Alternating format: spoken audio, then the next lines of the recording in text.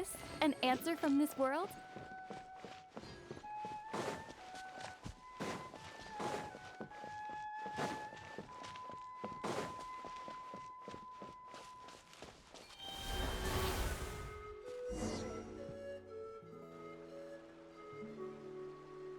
Hi, I'm Huni. Are you here to help find the baby Saurians? And I'm Toba. You must be the helpers that we've been waiting for. It's nice to meet you too, but we're just passing through. Oh, but Uncle Sanka said he was gonna send some of his friends over to help us. You sure he didn't mean you? Yeah, sorry. Whatever this is about, it sounds like you've got the wrong end of the stick. Wrong end of the stick? Darn it! We've been tricked, Huni. I should have known that Glasses Guy was a con artist. What are we supposed to do about the baby Saurians now? Time's running out. It's okay, Huni. Don't worry. Why don't you tell us what happened with these baby Saurians, huh? There's been a lot of unrest in the tribe lately, and my dad's Saurian got injured. Her name's Nana, and she has 3 little babies. After what happened to Nana, her babies were so scared that they ran off and hid. I'm really worried about them, so I decided to go look for them. If Nana is your dad's Saurian, why isn't he the one looking for them? My dad's one of the elders, so he's busy getting ready for Turnfire night. It's a really important ceremony, more important than this, anyway. I'm not supposed to be out here either, but I snuck out without telling him. I didn't think it would take very long, but then that guy we ran into made us tell him loads of stories, and it wasted so much time. Yeah, he was so selfish. He doesn't have a heart.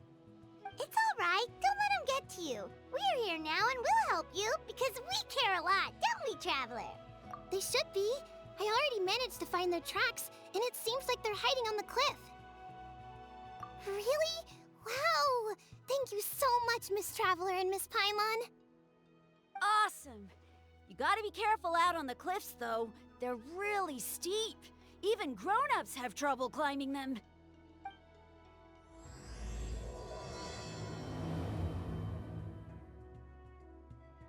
Goonie said the baby Saurians are on the cliff, so let's find a way up.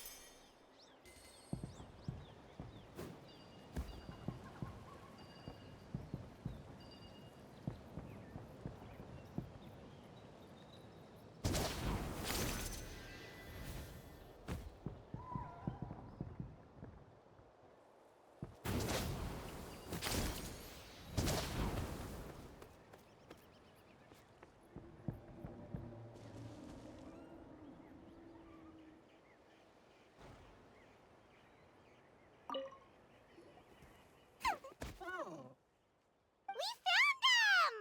Wait, but what's that other... a how? Well, if it isn't the gruesome twosome who wormed their way into our servant circle of friends. Still awestruck from the last time we met?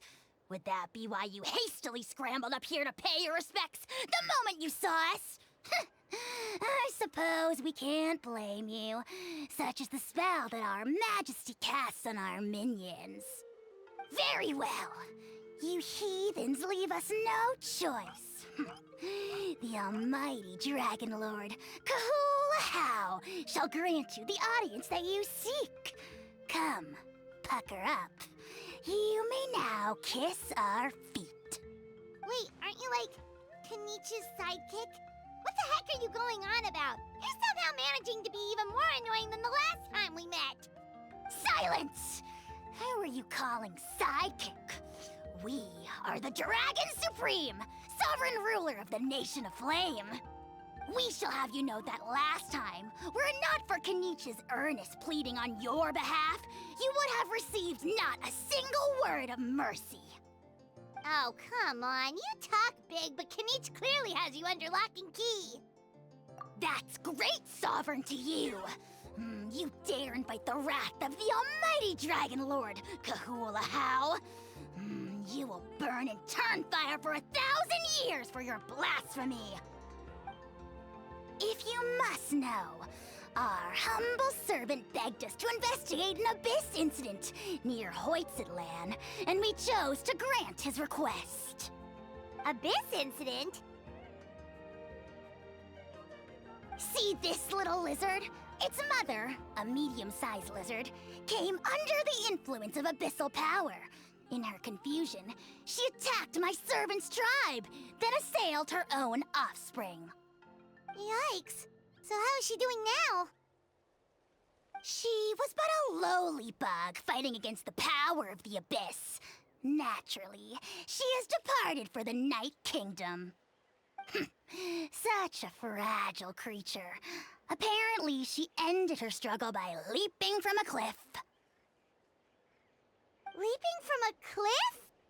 My dear anemic flying ant, as addled with questions as your head may be, please keep them to yourself and wipe that absurd expression off your face. We are the almighty Dragon Lord Kahula, not a wish-granting fountain. Anemic flying ant!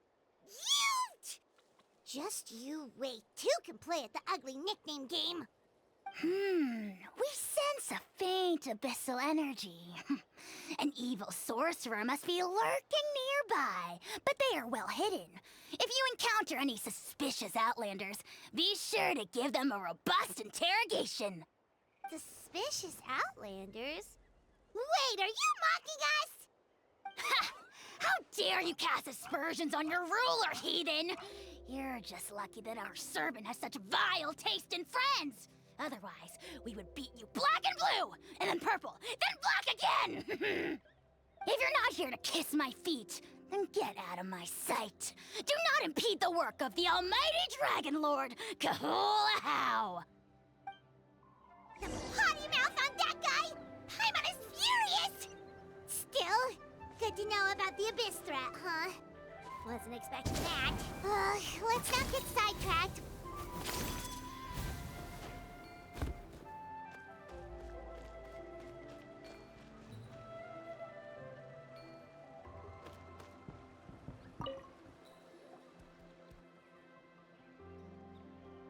Wow, you're back already? That was so fast. I'm so glad that the babies are all right. Thank you both so much. Now we can finally go home and stop worrying about them. You're welcome. Piece of cake! You're not from Natlan, right? Because your clothes look different than ours. Hey, you must be tired after all that climbing. You should come take a rest at my house. Yeah, please come. I promise you'll get a big SCIONS of the CANOPY welcome. We love having guests, and you're really nice people. Not like Glasses Guy. By the sound of it, Glasses Guy wasn't from Natlan either, right? Uh-huh. Well, his clothes sure weren't. You know what? Now that I think about it, there was something really fishy about him. Really? Maybe he was the suspicious outlander that Ahau mentioned. Sure, if you're interested. Oh, let me think. How did the conversation go again? Oh, please, mister. I've told you so many stories already. When are you gonna help me find the baby Saurians? Just one more story. One more, I swear. Why don't you tell me more about that ball of fire? I heard that there was a huge transparent ball of fire that used to burn 500 years ago, 1,000 years ago, maybe even further back than that. Oh, you mean Turnfire. That's where the ancient name Malipo comes from. Oh, wow. So it was the origin of an ancient name. That's impressive. Uh-huh. There's a story behind every ancient name. The legend goes that the Turnfire first appeared in the era of the Grand Alliance. It was used by the tyrant Och Khan to rule over Natlan and oppress anyone who opposed him. Turnfire is different from normal fire. If you get set on fire with it, you'll feel horrible burning pain from behind you, but you won't die from it right away. And whatever you do, you mustn't turn back to look at it. Why? What happens if you turn back? As soon as you turn around, poof! You get burned to a crisp. Well, good golly gee. I mean, it's one thing to singe someone's clothes, but burning people alive? That is a big no-no in my book. Right? How nasty is it to burn someone from behind and not even let them turn around to look? Och Khan really was an evil tyrant. Yes, shocking behavior. Now, let me guess. Eventually, a valiant hero came to save the day? That's usually how these stories go. Good guess, Uncle Glasses. Seems like you really know your stuff. The hero was called YUPANQUIS. He's the ancestor of our tribe. YUPANQUIS was friends with Och Khan the Tyrant, and also Shibalanke, the first Pyro Archon. He was working as an ordnance officer for the Grand Alliance at the time. He didn't like how Och Khan was such a cruel tyrant, so he stole the Turnfire and threw it at the Och Khan's army. The soldiers couldn't defend against it, and they all got turned to ash. And that's how our ancestors set our people free. But just as he was about to leave the city, he thought he heard Och Khan calling out to him from behind. It caught him off guard, and he turned around to look. But Och Khan wasn't there. All he saw was a city burned black, an army in ruins, and giant flames reaching up into the sky. A split second later, the flames he saw burst out from inside his eyes and swallowed him up. All it took was a single glance. As soon as he looked back, he was burned to a crisp. The question is, was this the price he paid for stealing the Turnfire, or the price of turning back? Nobody knows the answer. But the fire that consumed YUPANQUIS burned more fiercely than any other. It burned for 100 days until it burned a hole right through the ley lines.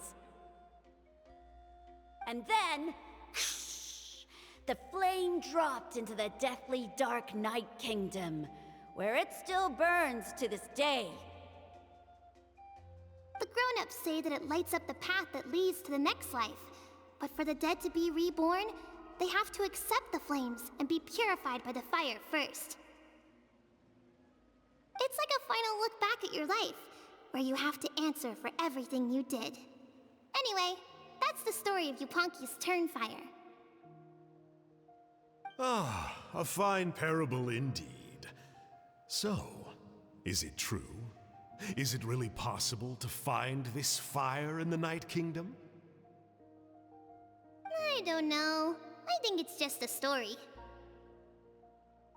Either way, I assume this name has been passed down in your tribe ever since? Sure has.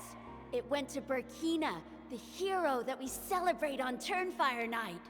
But that was 500 years ago. Yeah, and now it belongs to Kanich. So we often call him Malipo Kanich. Kinich, huh? All right, Uncle Glasses, that's enough stories. Now, can you please go find the baby saurians for us like you promised? I would, but doesn't the legend of the Turnfire teach us not to look back? Let's not go dredging up the past. tell me more about this Kinich guy. One more story, I swear. Starting now. No? Careful, Toba. You look dangerously close to cursing me out right now. Tut tut. We can't have that. Cursing is for grown-ups only. Uncle, you'd better not be trying to trick us, or the Turnfire will get you when you die. How would it get me if I'm outside of Natlan?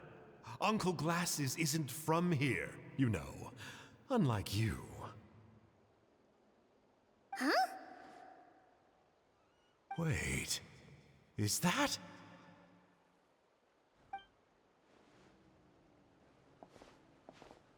All right, kiddos. I'm a man of my word. 2 of my friends are on their way here, and, yeah, they'll help you out on my behalf. Work them like dogs, okay? That's what they're here for. Don't go easy on them just for my sake. Really? Well, first, can you tell us your name? We met at the foot of this cliff, so beneath the peaks, let's go with Sanka. Seriously? If you don't believe me, turn around and see for yourselves.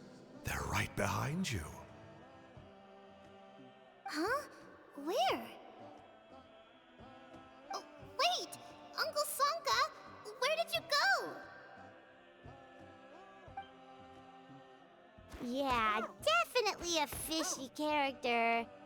It sounds like he was digging for info about the ancient names. Yeah, and not only that, but he betrayed us too. He'll pay for this. All he got out of us was some stories, though. What's the worst that could happen? Traveler, maybe we should go tell Kinich about this. Ahau says he's investigating it, but he's a bit of a loose cannon. We probably shouldn't take him at his word. Huh? You know Kinich? Not very well, but we have met him before, and one time we had a meal together. Aw, man, I'm so jealous. I never even spoken to him. He's so cool. He's the Saurian hunter, and he has a really awesome ancient name. Me neither. I don't think my dad really likes him, though. He always tells me to stay away from him. Probably because of that little creep he always hangs out with. He's nasty, and he's so full of himself. Oh, the creep who calls himself Kahul Ahau? Yeah, we've had the pleasure of meeting him too. He sure loves pushing people's buttons. Exactly. I don't know why Kinich partnered up with him. Why didn't he pick me instead? Uh-oh. Hoonie, look how late it is. We've been out way too long. We better get home now or we'll get yelled at. Oh, yikes. You're right. Okay, well, this path here leads to our settlement. If you decide to visit, remember to come to my house. If there's anything you need, my dad can help get it for you. Hope to see you soon. We gotta run. Bye for now.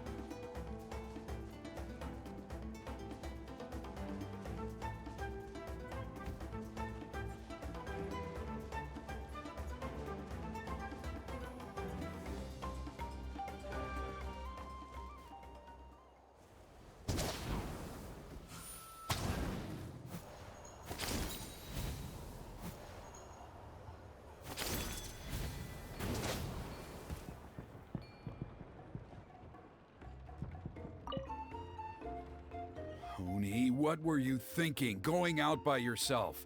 Don't you know how dangerous it is? It's okay. Toba helped me. And we met some kind strangers who helped us. And Kind strangers? What made you so sure they were so kind, huh? Oh, I suppose they had kind stranger written on their foreheads? yeah, actually, they did. In big, bold letters. Don't talk back to me. The Mountain King problem still hasn't been solved. What would I do if I lost you too? No dinner for you tonight. They were good people, Dad. Dinner or no dinner. Hello again, Huni. It's Miss Paimon and Miss Traveler. Dad, it's them. They're the ones who helped me. And I promised we'd take care of them if they came to visit. Oh, so you're the kind strangers. Well, I'm Trinidad. Apparently, you helped my daughter today, so if there's anything you need, just ask. As an elder of the Scions of the Canopy, I've got some influence around here. Now, I trust that you're sensible people who know better than to take advantage of their host's generosity. Yep, just helping a neighbor. We're not looking for anything in return. Oh? Well, let's hope so. Dad, please! They're not bad people! They've eaten at the same table with Kanich before! Be nice to them! Kanich! Wait! I heard that two mysterious travelers from afar showed up at the Stadium of the Sacred Flame. Are they you? And Paimon's the other! I do apologize. A lot's been going on in our tribe lately, and I suppose the pressure must be getting to me. I can't believe I was so rude to you. I feel ashamed. We got off on the wrong foot. Can we, start over? Oh, now we're talking! Seriously, though, don't worry about it. Already forgotten. We're just happy to see Huni got home safe and sound. Oh, you just arrived, I take it, and it would be my honor to give you a hero's welcome tonight. Careful now, that's quite an about-face. We've heard that kind of thing can lead to spontaneous combustion around these parts.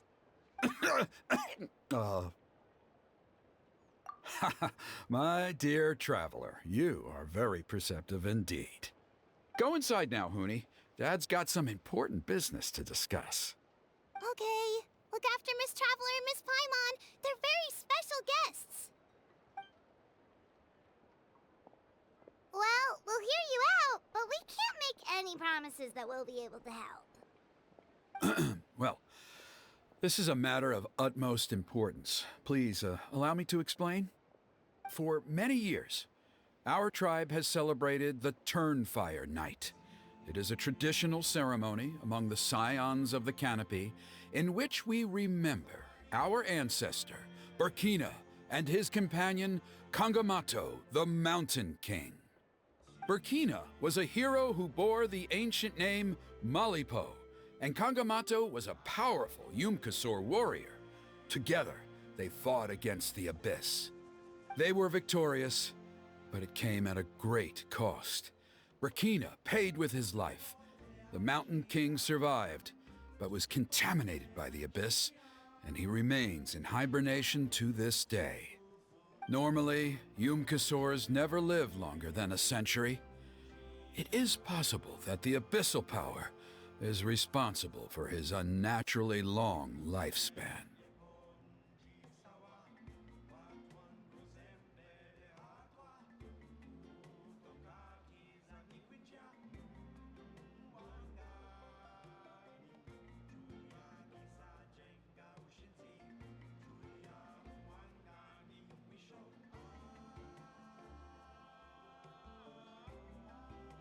Oh, that's right.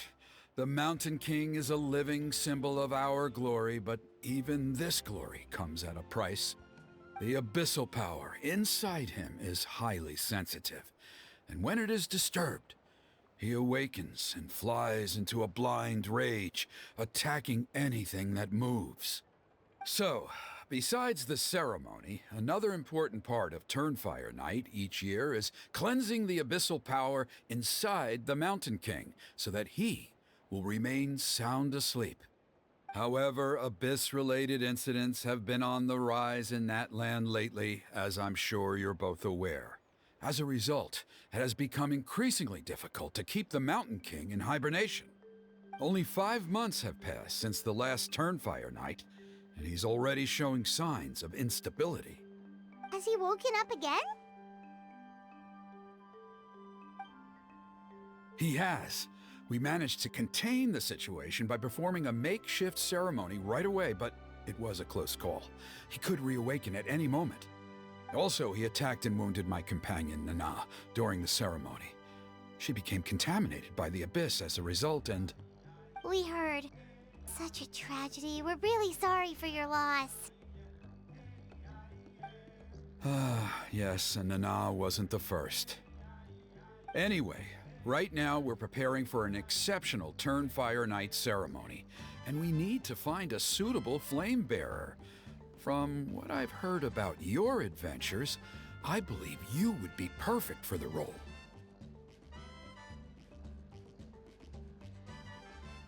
Of course. Plus, he's a bona fide hero who inherited the Malipo name. Oh, you mean Kanich? Yes, he's the one. A hero, worth his weight in gold. And unfortunately for us, he's all too aware of that. No prizes for guessing what he said when I asked him to host a Turnfire night outside of the annual schedule. An exceptional ceremony? Oh, I'll have to charge an exceptional price. I swear, no other concept exists in that boy's brain. I'm not the one to usually talk about people behind their backs, but I'm convinced the YUP got hit on the head and took a wrong turn the day it chose to give that ancient name to him. I mean, have you ever heard of a hero whose mantra is, "What's your asking price?" Oh, and don't get me started on that insufferable Ahau he hangs around with. Thinks he's God's gift to mankind. Pompous fool. Yeah, Paimon has to agree on that last part. Anyway, the fact is, the ceremony can just as easily be done without him as long as we can find someone else. And besides, you two seem like much better candidates. So, what do you think?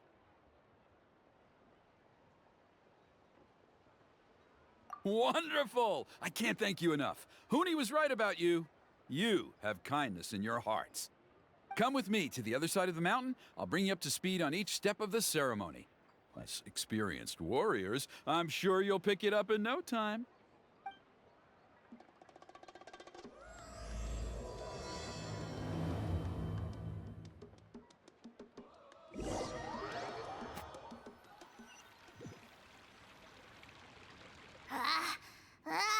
Achoo! Curses! Who dares insult the great Kahul-Ahau behind his back?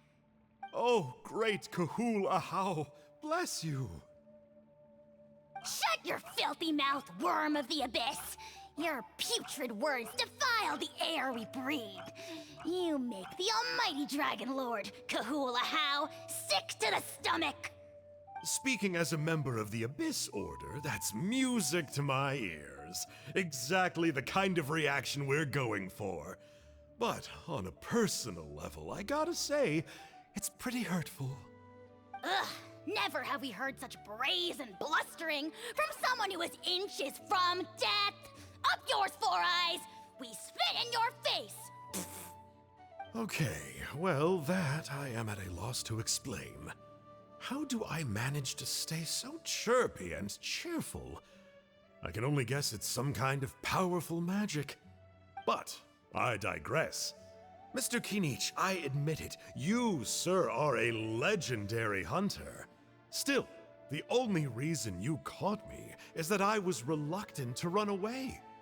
You see, I'm very interested in the lore of your tribe. Kay.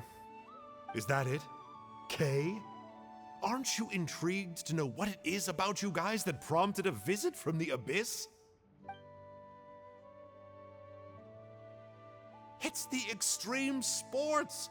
The other day, I narrowly avoided getting hit by a very brave soul who just leaped off a cliff. I think you call it bungee jumping? Anyway, I was very impressed. That is what I call embracing the spirit of adventure. Look, I even did a painting inspired by the bravery and freedom of the scions of the CANOPY. You scum-sucking swine! Ugh, I swear, if you go bungee jumping, it'll be without a rope! Head first off the tallest cliff, with a band of hunters on your tail, and nowhere left to run, and a bottomless cesspit waiting for you on the ground. You say that, but I get the sense that Mr. Kinich isn't planning to take my life right now. On top of that, I'm tired of spying on you from afar. So why don't we just negotiate a comfortable operating distance that works for both of us? I've heard that the most important thing in human relationships is to respect each other's boundaries. What do you say, Mr. Kinich? Or you could tell me what it is you're really after. What? And then I'll name my price.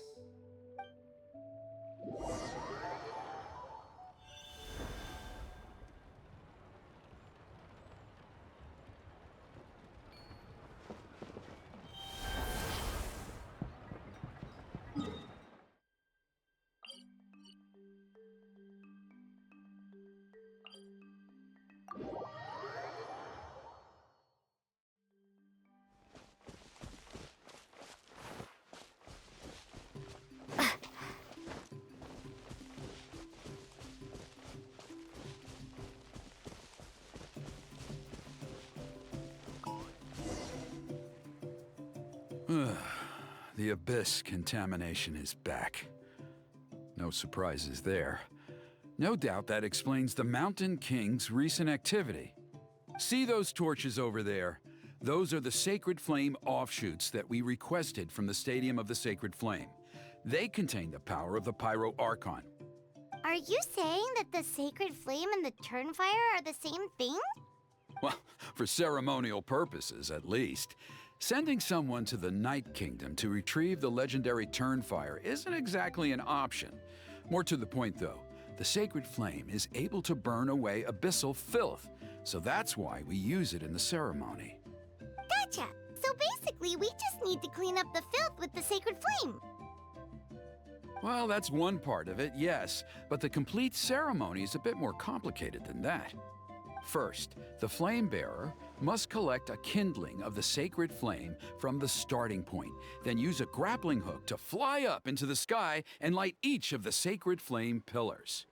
Then, they must go down into the canyon, all the way into the cave where the Mountain King slumbers, lighting braziers and the final altar along the way. The most skilled flame bearers can accomplish all of this without touching the ground once. As much as I hate to admit it, Kinich is capable of this. Wow! He can do all that flying without ever falling to the ground? Well, of course Paimon can. It'd be much harder for you guys. Well, don't worry. It's not a requirement of the ceremony. You're allowed to touch the ground. The only thing you're not allowed to do is turn back. The flame bearer must always keep moving forward. You can't skip a pillar, then come back to it after lighting the next one. To do so would be to disrespect our ancestors. So, what actually happens if you do turn back? Surely the fires don't just go out. If you're not careful, you might get burned. What about today then? Does the same rule apply? Oh no, don't worry. Today is just a practice. The order doesn't matter.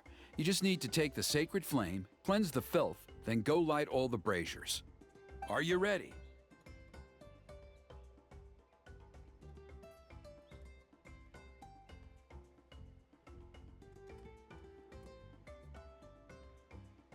I'll repeat all the key points again. Gather the kindling, cleanse the filth, and light all the braziers. I'll wait for you at the end.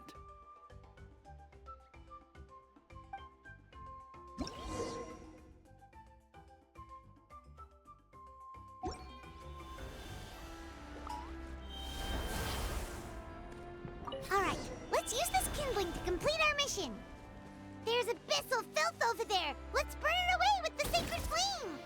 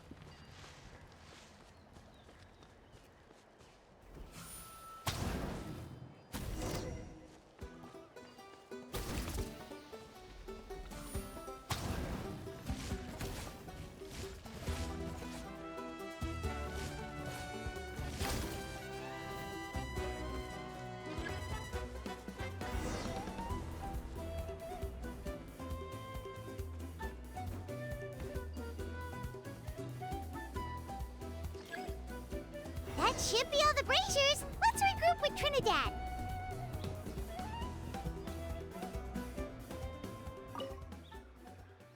I knew I was right about you. You have outperformed all of the other previous candidates. If there was an ancient name for outstanding flame bearers, I'm sure the YUB would consider you for the honor. Yeah, although it would probably take Paimon quite a bit longer. All right, now there's still a few days left until the ceremony, and I should probably get back so I can inform the chief and the other elders that I have found the flame bearer we need. Oh, you mean they've still got to sign off on it? Some of them are still hoping we can come to an agreement with Kanich, but that's only because they haven't seen you in action. Still, I'm the one responsible for securing a flame bearer, and my recommendation is you. Just for Paimon's own peace of mind, are you sure it's not going to be a problem having Outlanders take on such an important role in your ceremony? See that place over there?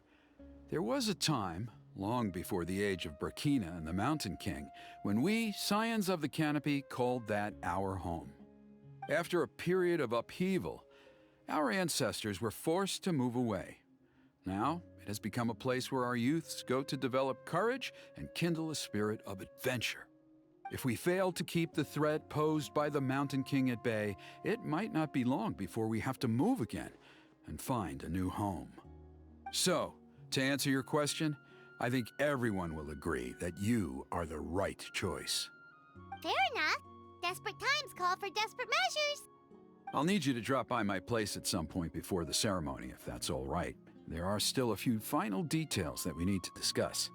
Okay, see you later then. You have my gratitude. We've helped out with a lot of other local festivals before, but this one feels a little different. Anyway, let's take a break before heading back to Trinidad's place.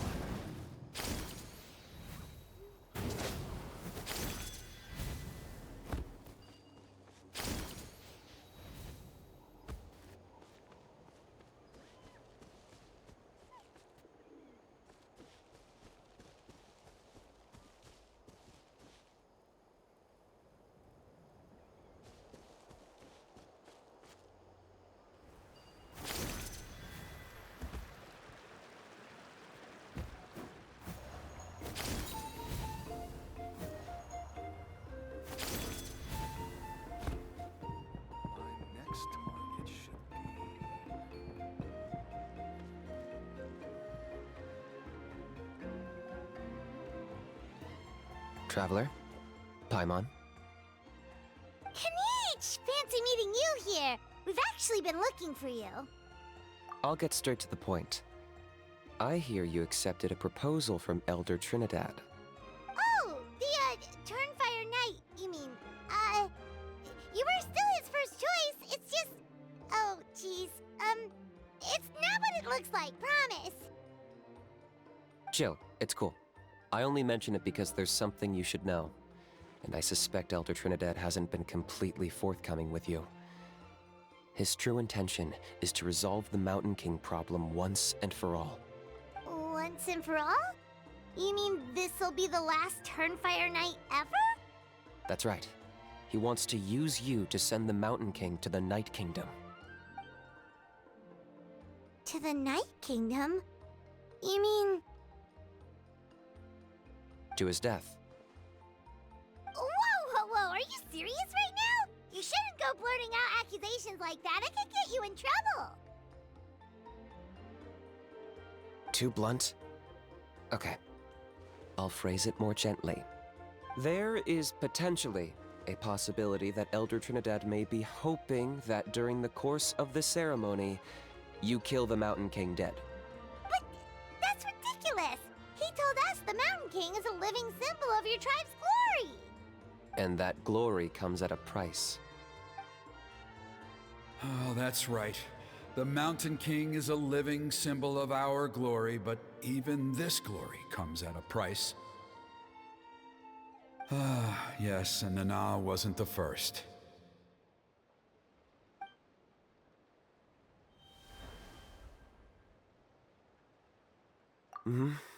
She likely won't be the last to lose her life either. Still, is killing the Mountain King really the only way? It seems so extreme. The Mountain King is a unique case when it comes to abyssal contamination. It's eaten away at him for so long that it has consumed him entirely, and the damage is irreversible. That evil power has both driven him insane and kept him alive over the centuries. So, to look at it one way, once it's completely purged from his body, the Mountain King will finally be able to rest in peace. In past ceremonies, we've only purged around half of the abyssal power. This was to strike a balance, to keep him alive, but also keep him asleep. Trinidad didn't say anything about how much power he wanted us to purge, but he did say there were some more details to go over before the ceremony. Then it sounds like you'll know for sure soon enough. If he really asks us to kill the Mountain King, what should we do? I know this must come as quite a shock, so I suggest you act like you didn't hear anything for now. But would you have time to visit the chief after your meeting with Elder Trinidad? I'd like to make a deal with you. What kind of deal? One that comes at a very reasonable price. I'm sure you have plenty of other questions, but we can talk more later. Good. See you soon.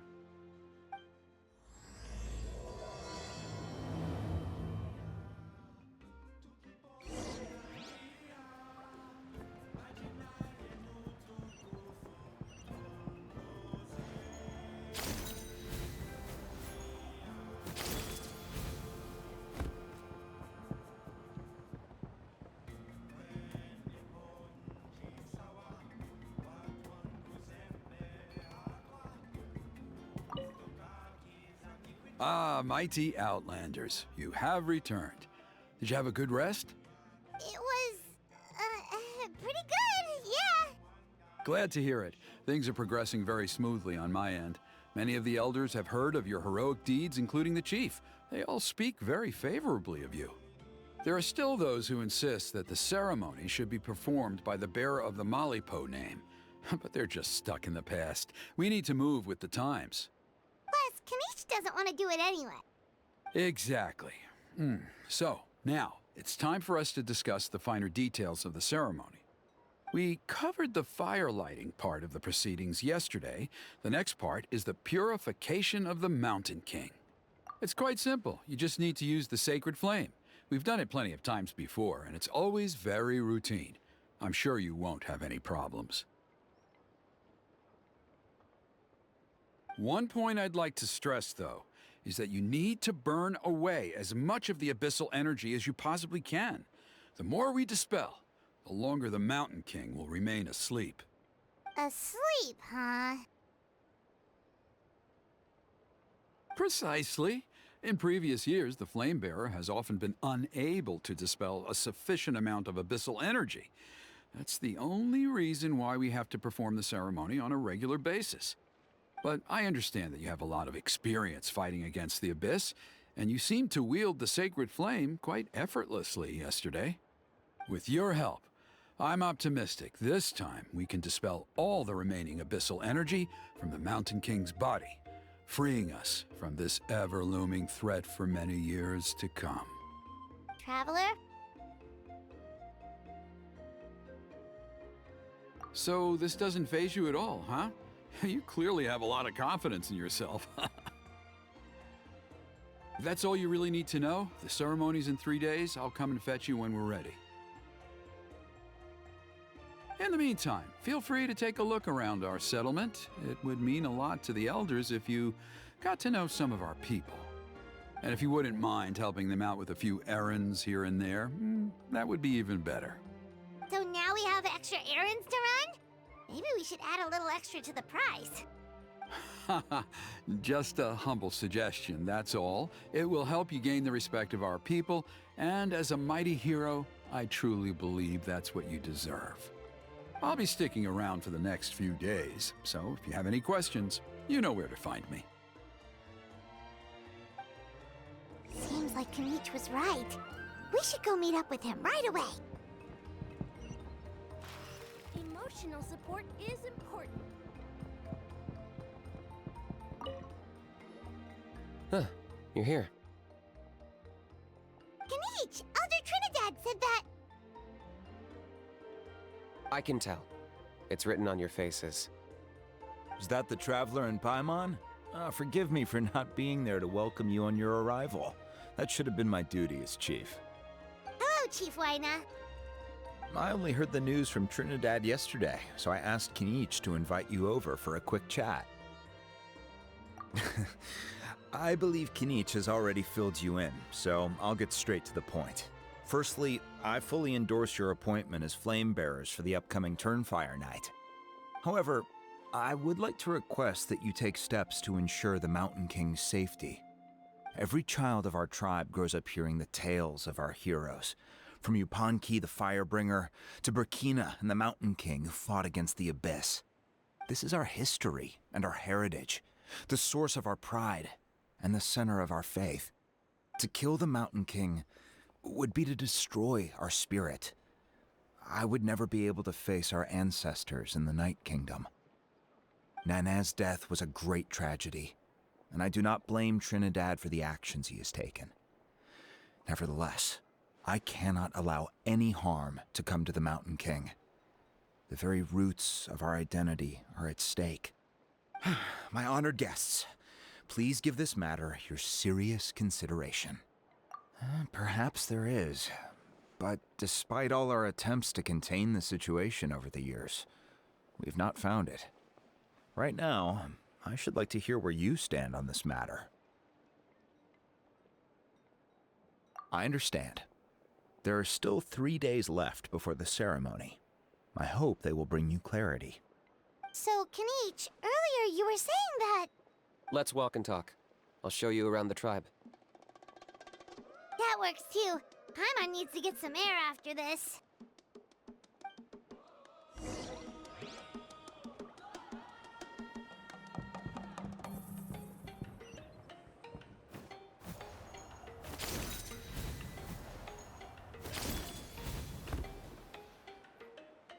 Kanich, Paimon finally understands why you turned Trinidad down. You knew what he was planning, didn't you?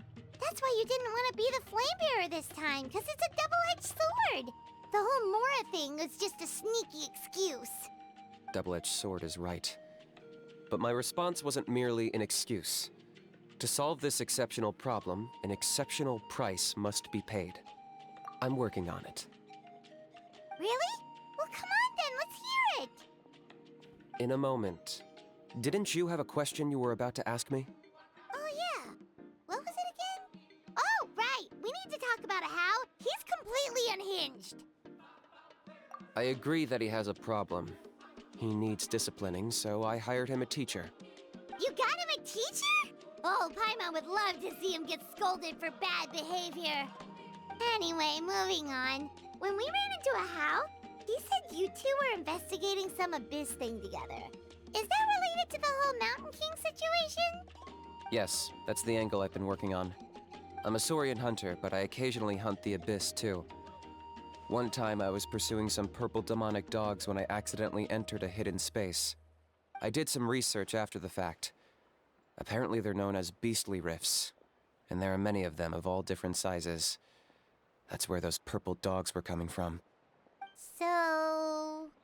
So, if we can locate one of these beastly rifts, clear the monsters out, and move the Mountain King inside, he'd be able to continue living, but without posing a threat to the tribe. whoa, that sounds kinda crazy. Would it really work? It's not without its risks, of course. There's a lot of unknowns in the equation. For instance, for all we know, a prolonged period inside the rift could make the Mountain King's condition worse. Still, we desperately need something like this, even just as a temporary measure. You've seen the conflict the issue is causing in our tribe for yourselves, and believe me, it's been a long time coming. The chief is adamant about keeping the Mountain King alive, whatever happens. Paimon can understand. It's less about the Mountain King and more about preserving your culture and heritage. Yes, but on the flip side, you've got people like Elder Trinidad, who is more concerned about protecting the people he cares about now and into the future. And he has every right to take that view. It's one thing to try and preserve the last remnants of a glorious past, but making your kin pay the price for it? No one can seriously tell them that's a fair trade. You're right. There's no easy answers here. Let's leave that to one side for a moment and assume we go with your plan. How do you actually intend to find one of these beastly rifts? Because at least in our experience, the dogs open the rifts when they want to attack us, not the other way around. I think I know a way. You have any better ideas? Not at the moment, but it just feels like using the power of the Abyss for our own ends isn't gonna end well. After all, the Abyss is what turned the Mountain King into a monster in the first place. People are gonna think you've lost your marbles. If it doesn't end well, then that's the price we pay. Everything in the world comes at a price. Even when YUPANAQUIS, the Firebringer, stole the Turnfire, it cost him dearly. The Mountain King's erratic outbursts have brought tensions within the tribe to a boiling point. Unless this gets resolved quickly, everyone will be stuck in a stalemate. All right, so what's this deal you wanted to make with us? We're hardly experts on exploiting abyssal power. All I need you to do is keep people away from me. I'm getting harassed on a daily basis by people trying to convince me to be the flame bearer. I can't afford to waste all my energy dealing with them. If you help me out, there'll be a gift for you in return. Ooh, what kind of gift? Something well worth your while, I'd say. Just keep doing what you've been doing. Integrate yourself with the tribespeople, so everyone comes to terms with the fact that we have a new flame bearer. That way, I won't have an endless stream of people coming to beg me to join the ceremony, and I can focus on finding a way to summon the beastly rift. Then, when the day of the ceremony comes, we'll move the Mountain King into his new home. Still sounds pretty crazy. Even for a daredevil like you, that's dangerous. And even if it works, what if neither Chief Wyna nor Elder Trinidad are happy with it? Have you thought about what you'd do then? At least the two of them would finally be on the same side of the issue, leaving only me on the opposing side. The tribe needs leaders like them far more than a Saurian hunter for hire like me. Can I take that to mean that we have a deal? For sure. And who knows, maybe we'll come up with an even better solution to all of this in the next couple of days. Great. Well, for the next couple of days, please spend some time among the tribe and lend a hand wherever you can. I'm sure everyone will be swept off their feet when they meet our new flame bearer. Good luck to us both.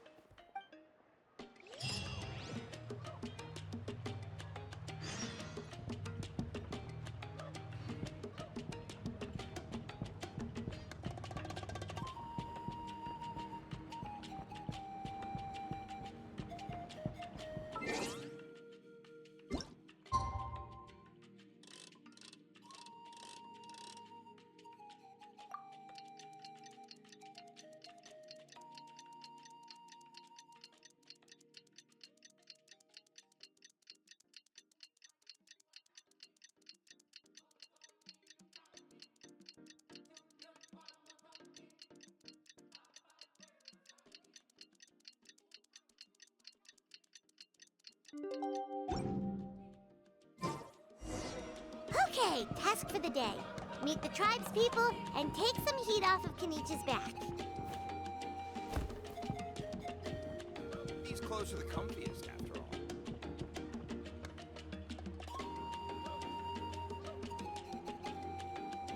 Hoonie, how can you call the Mountain King a monster? Because he hurt a lot of people. And look what happened to Nana. But it wasn't on purpose. The Mountain King is sick, that's all. He's been hurt by the abyss. That's true, but the fact remains that he's now a threat to all of us. How can you be so harsh to someone who's sick? If you don't take back what you just said, I don't know if we can carry on being friends. Toba, Huni, what's wrong? Hoonie's saying nasty things about the Mountain King. It's not right. He's our hero. Once upon a time, maybe, but not anymore. Yesterday, maybe, but not anymore. Toba? Fine. I guess my dad is right. Things change, and you just have to accept it and move forward. As of today, our friendship is over. There's no going back. Oh, come on, cut it out, you two. We have some great news to tell you. The Traveler is gonna be the flame bearer for the next Turnfire night. She's gonna do a beautiful ceremony and cure the Mountain King's illness for good. What? Really? So that's what my dad wanted to talk to you about? To be fair, from what we saw the other day, you are pretty good at climbing cliffs. Probably just as good as Kanich. Wait, speaking of Kanich, where even is that guy? Oh yeah, good question. Is he not coming to the ceremony anymore? We can get him to come, but if he catches you two fighting again, he won't be happy. He'll be sure to give you both a piece of his mind. No, we can't let that happen. I've never even spoken to him before. I can't afford to make such a bad first impression. I didn't mean to argue with Toba. All I said was that the Mountain King has done some pretty bad things. He was the one who turned it into a fight. Yeah, if you weren't friends, there's no way Toba would have come to look for the baby Saurians with you. All right. Well, because it's the Traveler and Paimon and Kanich, I'm sorry, Toba. I'm sorry for all the mean things I said about the Mountain King. Dad just really misses Nana. And I was really upset that she's gone, too. Huh? Oh. I shouldn't have spoken to you the way I did either. It wasn't very nice of me. For the Traveler and Paimon, Kanich, and for Nana. I'm sorry too, Huni. That's more like it. Now you're best friends again! Guess so. Toba, if I ever say something mean about the Mountain King in the future, I'll make sure I say it to someone else, and not you. I'd better go buy some colored cloth for my dad now. He needs it for Turnfire night. Let's play again some other time. See you, Toba. See you, Traveler and Paimon. Okay. I'll head home as well then. See you next time. Okay, take care, you two. Even though they said they're sorry, it looks like their friendship isn't as strong as it was before. Let's just hope we can solve this once and for all. Come on, let's move on.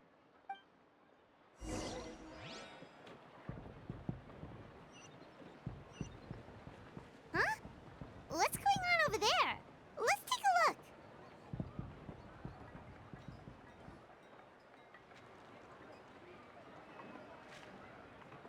Hey there! What's happening here? A rehearsal for the Turnfire Night dance. Ooh, there's a dance involved? Paimon wants to learn too! You don't know it? Ah, I guess you're not from these parts, huh? It's rare to see a new face around the tribe these days. I thought everyone would be keeping away. Why do you say that? Because of the Turnfire Night, of course. The Mountain King could wake up at any time. That's why we're holding an emergency ceremony. This isn't one of those fun and games festivals. For outsiders, it might even be a little dangerous. Well, did you know that the Flame Bearer this time is actually gonna be an outsider? Oh, I did hear about that. It's a first for sure. I would have loved to meet them in person. What? Oh, it's you? Man, oh man. Well, this is a nice surprise. It's funny, I was just thinking that I'll probably miss out on meeting the new Flame Bearer since I'm not taking part this time around. Then suddenly, there you are. Must be my lucky day. You're not taking part in the Turnfire night? How come? You're not an outsider too, are you? You must be joking. Watch this.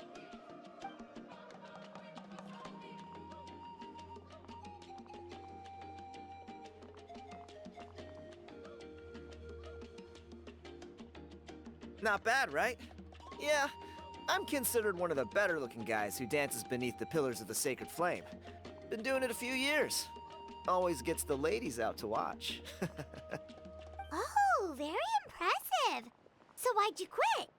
Well, I feel like the whole Mountain King situation is getting more and more precarious. It's just not safe here anymore. One of our elders' Saurian companions even lost her life not long ago. The question is, what are we gonna do about this in the long term? But our leaders don't have any answers for us. They're probably too busy fighting about it amongst themselves. The way things are going, it's only a matter of time before it gets violent. So I figured, you know what? Now's as good a time as any to get away for a little while. Go do some exploring. You look a little disappointed. Disappointed? Nah, it's a great opportunity to go see the world. As every male scion of the Canopy knows, wherever you are and wherever you go, the only way is forwards. We take pride in that. I won't forget my roots. I managed to get in touch with the Saurian Relics Association. They gave me a simple test. Find a decent quality relic, and they'll make me a member. What's the Saurian Relics Association? You've never heard of it? It's a group of amateur history enthusiasts who do research on the ancient Saurian era. They're all about collecting relics and remnants from that age. Speaking of which, the guy who was Flamebearer before you, I've heard that his Saurian buddy comes from that time. A how? A how's a relic from an ancient Saurian civilization? Oh, yeah, him. So you know those two already, huh? Then, do you know how they met? It was deep inside some mysterious ruin, and they signed a contract there. The association folks say that the kind of contract usually comes with a huge hidden cost. Really?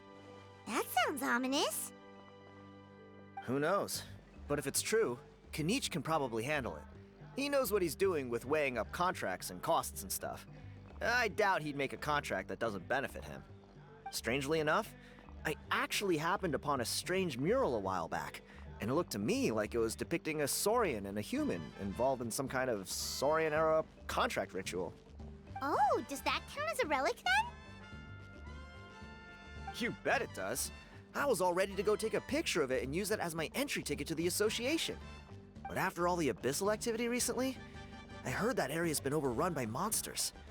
The best laid plans, huh? I'll just have to wait and see if things improve.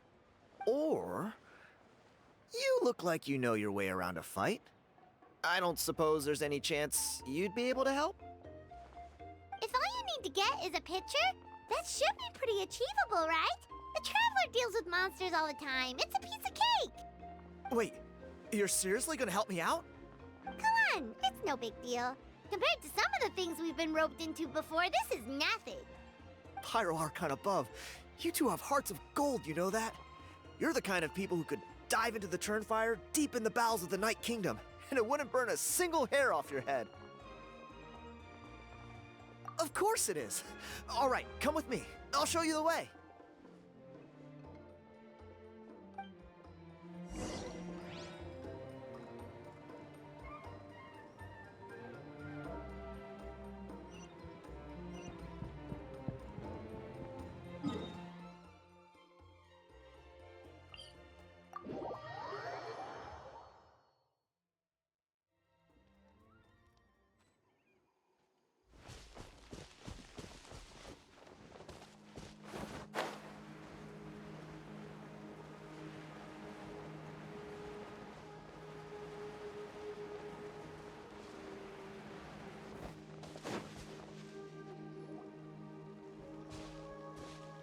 There it is. It's inside these ruins. As you can see, the place is crawling with monsters. Alrighty then. Stay back and take cover, Tiago. This could get dangerous. We'll take care of him. Great minds think alike. I'm not about to cramp your style.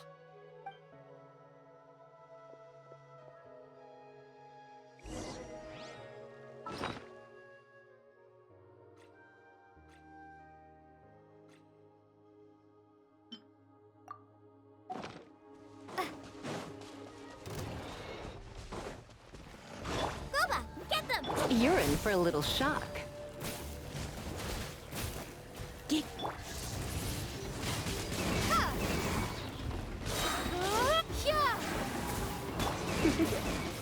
You're in for a little shock.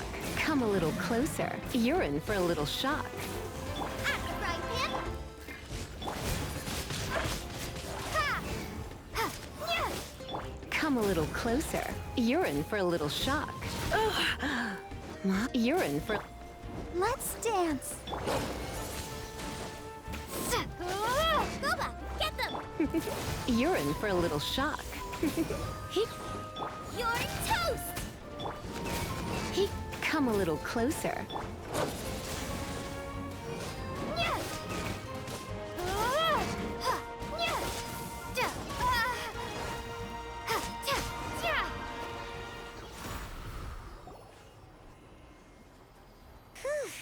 That should be the last of them. It's a good thing Tiago had the sense to stay in his hiding place, or things could have gotten really hairy for him. Hey, look! That's gotta be it, right? Definitely looks like a mural.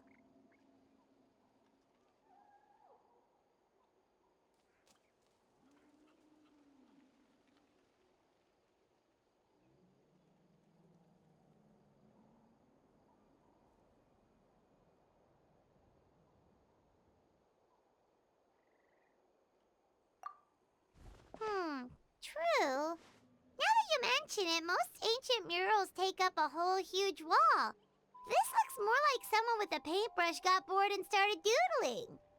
It does match the story he told us, though. There's a Saurian and a human. So, is that supposed to be what an ancient contract ritual looked like? Whatever. We're not here to decipher it. Just photograph it.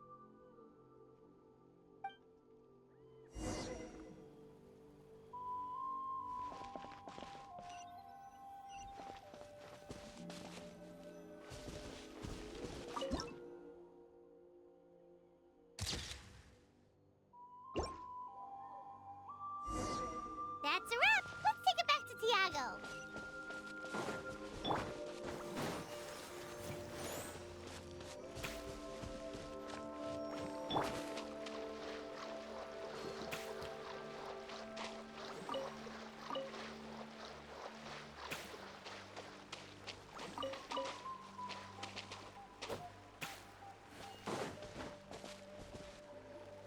You've been robbed?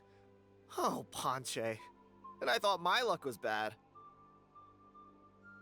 I put blood, sweat, and tears into that, and now I've got nothing to show for it. Some gap-toothed goon stole it from me.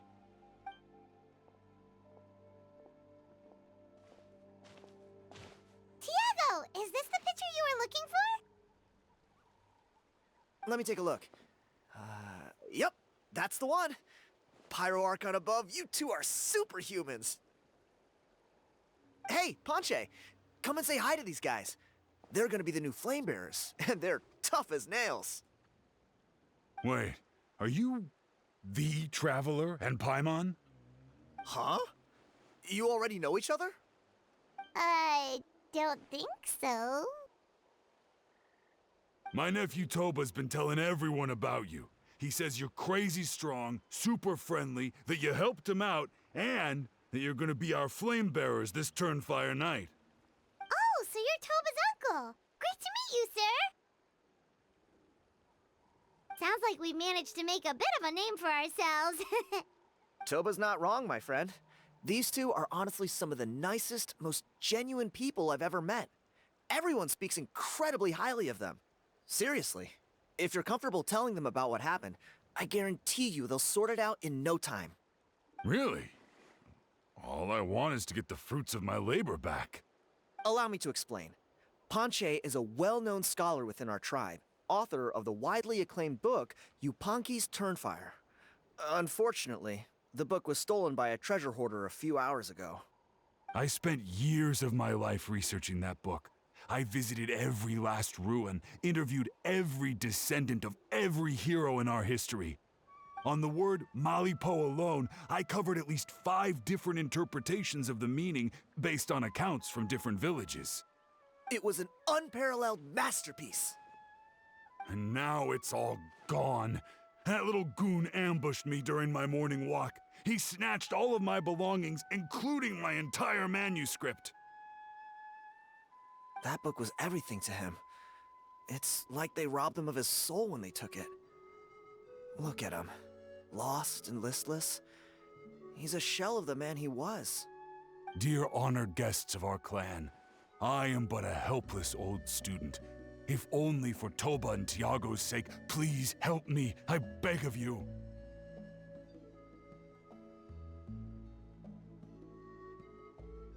See what I mean, Ponche? Now you've run into these two, your luck's about to change, big time. I don't know if he's still there, but come on, I'll take you.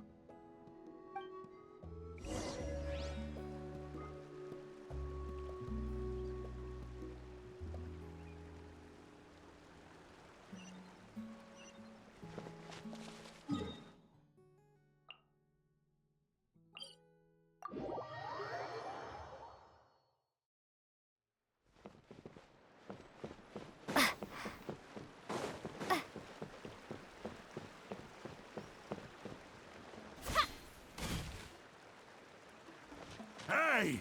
You thieving rat! Give me my things back! What do you want now, you old bum?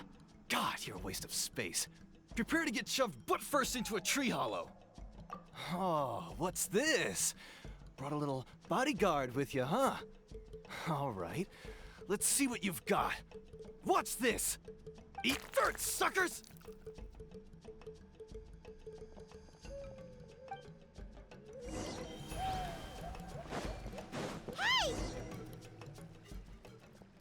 Stop, please! By all the warriors, heroes, gods, and kings, I can't run any longer.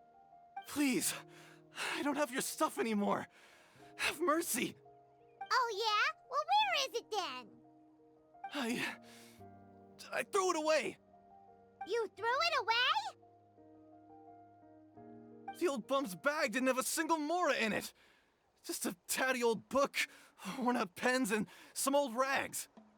All that time lying in wait was for nothing. I was so mad, I just threw all of it away. Is that really the truth? Okay then, where did you throw it away? The same place you found me. Look, I swear on the Pyro Archon it's the truth.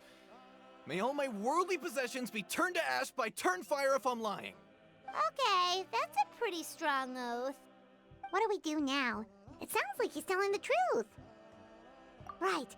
Let's hope nobody gets to the book before we do. We'll never get it back then.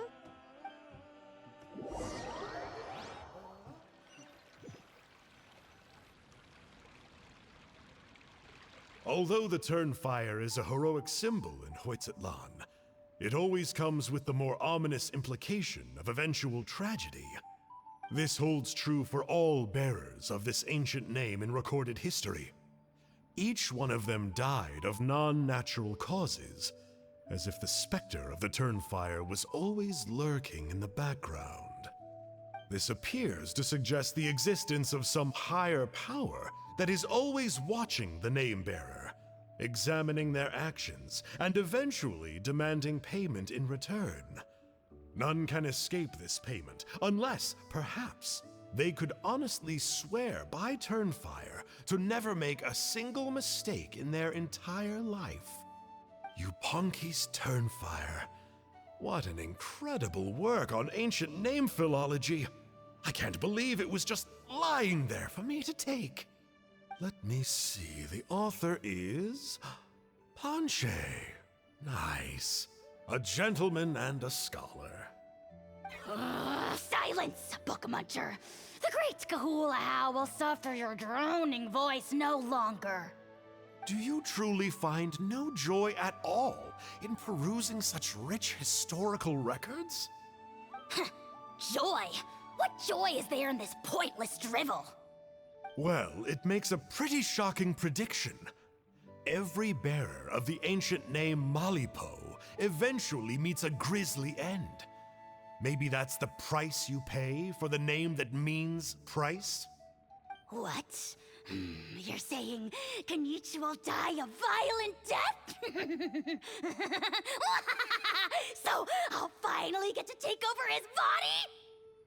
When will that glorious day arrive? The great Kahula demands to know! Wow, you are just irredeemable, aren't you? An agent of chaos down to the core. You make us Abyss Order folks look like saints in comparison. Silence, maggot!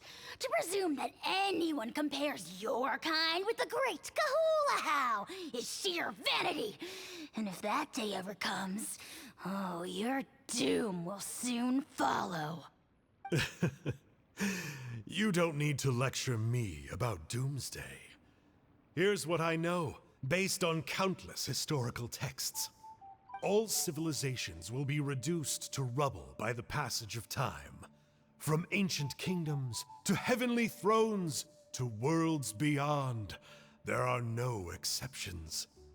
But from the ruins of every civilization, the dust will rise and never settle, thus transcending the confines of time. That dust is what we call a civilization's spirit. And you, great Kahula How, are one such speck of dust from a bygone age. I've paid dearly for the chance to observe you up close. Now, let me take a good look at you. We'll see whether any memories of that age still remain inside you.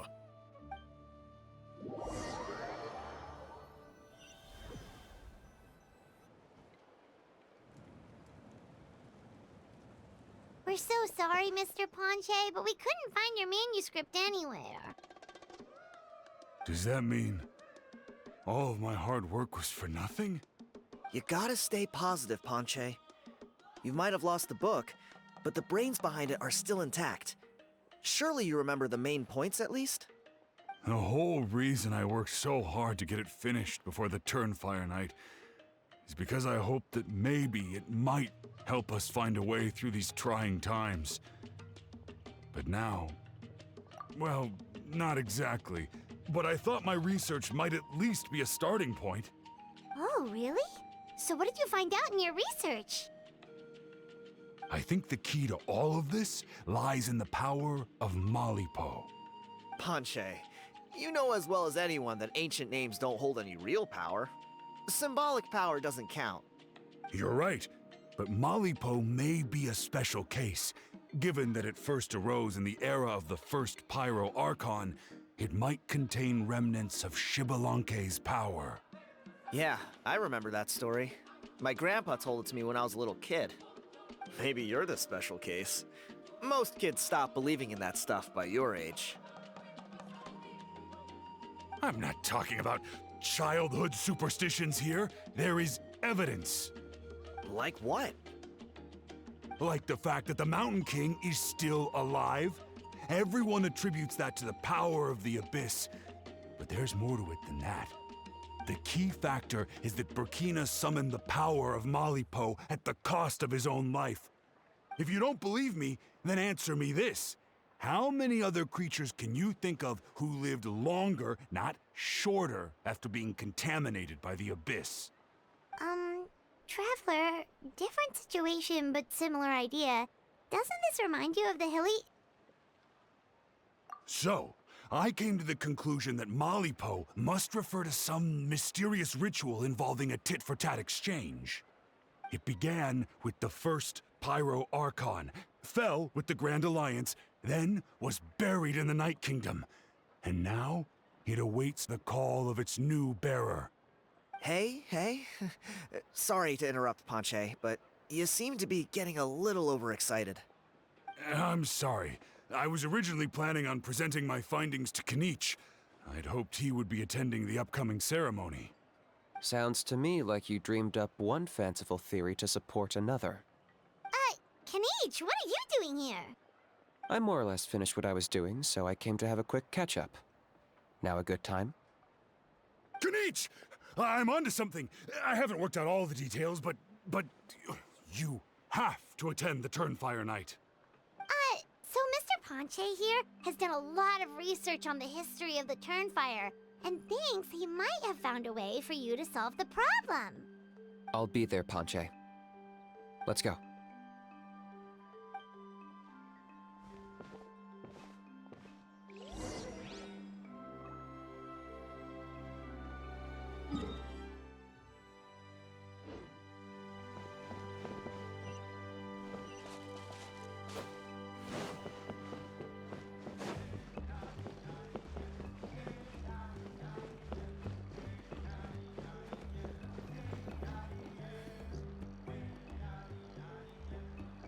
Here will do. Yeah. I'd like your help giving it a trial run tomorrow. If that works, we have our plan come Turnfire night. Sounds like you're not considering Panche's idea. You heard him. He hasn't worked out the details yet. We need a more practical solution with concrete steps to follow. Yet? Are you saying you think he might actually be onto something? I think it's possible, based on something I know about the war 500 years ago. Burkina didn't fall to the abyss. He was killed by the Mountain King in an episode of madness. In his final moments, Burkina made the fateful decision to not fight back, and instead pass his blood and power on to the Mountain King. Maybe he thought the Mountain King was stronger than him, and more valuable to the tribe.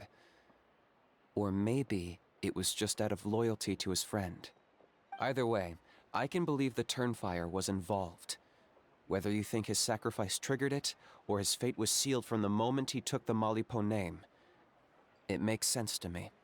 How can you drop these truth bombs with such a straight face? This is what I've gleaned from my many interactions with the Mountain King. His mind is so disordered. It took some time to piece it all together. The story Elder Trinidad told you was the more palatable version of events. The truth is even darker. The Mountain King's mind isn't just disordered. He is suffering and feels great shame. I believe he wants to be put out of his misery. What? Then what should we do? Should we grant him his wish? Of course not. We should help him move to a new home. It's the only practical solution. The Mountain King is a hero to my tribe. An object of worship, even. Ending his life would be like desecrating a statue. Still, he's been the cause of multiple disasters, and we can't afford to have any more. Ugh. Practical solutions hurt Paimon's brain. Can we follow our hearts next time? Then let's break for the day. I've already found a suitable venue for tomorrow.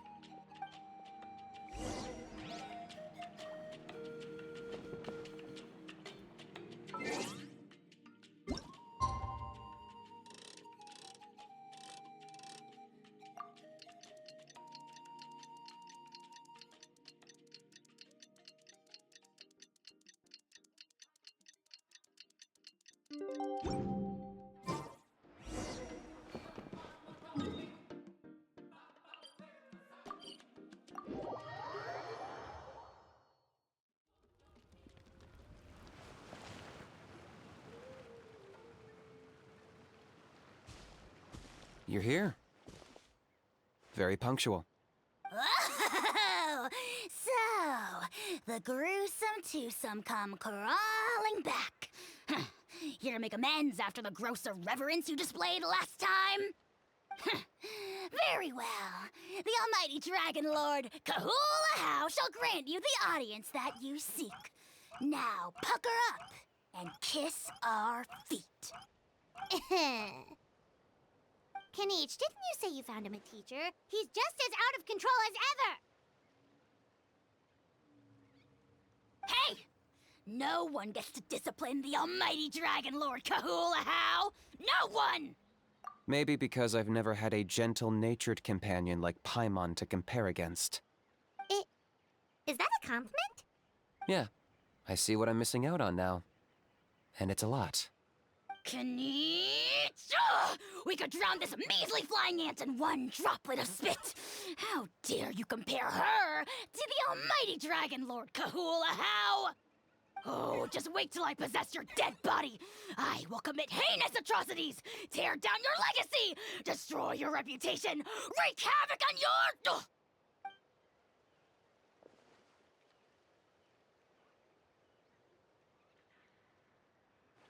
Traveler, Paimon, let's get down to business. Once we've opened the beastly rift, you're welcome to toss a how in there for a couple of days. With pleasure. You don't need to ask twice. I got my hands on this device in a trade. It's meant as bait, but it'll also stabilize the abyssal energy. The rift towns will tear through space to get to this. Once they're here, we take them out and claim the rift for ourselves. You'll find out soon enough. First, let's try this out.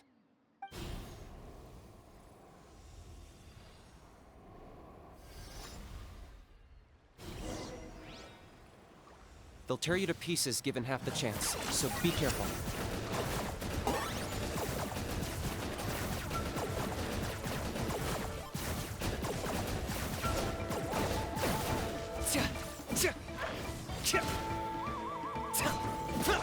Let's spark things.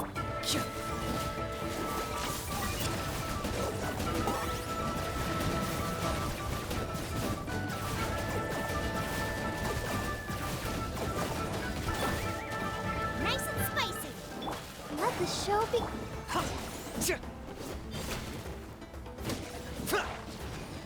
Locked on!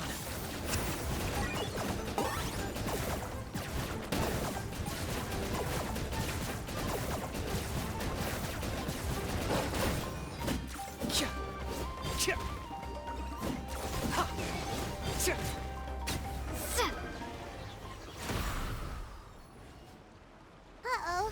Are there even bigger ones on the way? You see, Kanich? I'm a man of my word. In fact, I'd say I under-promised and over-delivered. Nifty little gizmo, isn't it? I take it this is your true form? Now that our deal is complete, it's time to start the next phase of our relationship. I made a promise to the great Kahula-How, and now I'm here to seize your body for his use. Cliché, I know. The hero's trusted partner sells him out to the abyss in a shocking act of betrayal. Cue bad guy speech and drawn-out death sequence. Huh? Angel? Huh? Huh? What are you two doing here? Oh, Mr. Kinich, this is not what we agreed on. Traveler, this is the gift I got you. I know you're looking for intel on the Abyss Order, so I thought he might be of use to you. But it looks like you've already met. Yikes. Frosty reception. Gotta say, I kinda pictured this moment going a little differently. Tears of joy welling up in your eyes as you say the words, "It's good to see you again, old friend." Don't be ridiculous. Sounds like you've been reading too many romance novels. There we have it. Change is inevitable and nothing lasts forever. What a pity.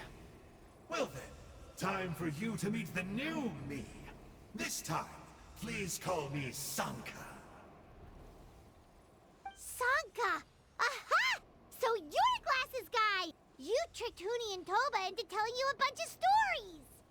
What does it matter? A name is a superficial label. It's what's deep down inside that counts. And I've shown you the deepest parts of me. That would explain a lot. Why else would you show up here and start acting like a wise guy? You looking for a fight? I'll pass. I do rather like you, as I've said before, but my one quibble is that you really don't know your own strength. Wait, of course! You're the one behind all the recent Abyss activity! Let Paimon guess, you've been provoking the Mountain King too! Haven't I told you before? I'm not part of the inner circle who do our Highness's bidding. My interests are far more low stakes. I spend my time digging for truth in ancient doodads and books. You really think a benchwarmer like me is capable of more than that? I investigated him. He's not connected to the recent events. Just happens to be in the area. So, I struck a deal with him. He helps me summon a rift. I allow him to do some historical research. But that's all over. And now Kinich wants to hand me over to you. Well, I was hoping this would be an opportune moment to whisk away his body. That would have given me some more time to study the great Kahula How. But now I've run into you, which is just my luck. Or maybe I've incited the wrath of the Turnfire, and this is the price I have to pay. But I don't understand. What did I do wrong? Wait, does that count? Let me think. How? You are the worst of the worst! Colluding with the Abyss Order against Kinich? How could you betray your partner? There is no betrayal. The almighty Dragon Lord Kahula How is a partner to no one. Don't worry, I told him to act as bait. Yes, and you should have picked a bigger fish. The Abyss Order? Ha! What a joke. Not even a match for our lowly servant. I put up with this toad's croaking for days, and it was all for nothing. It looks like your disciplinary measures have been less than effective, Mr. Enjo. What did you expect? Behavioral rehab isn't really our thing. Otherwise, we might as well change our name from the Abyss Order to the Abyss Boarding School. The abysmal disorder would suit you better. Kanish! Dispose of him! He is of no further use to us! Traveler?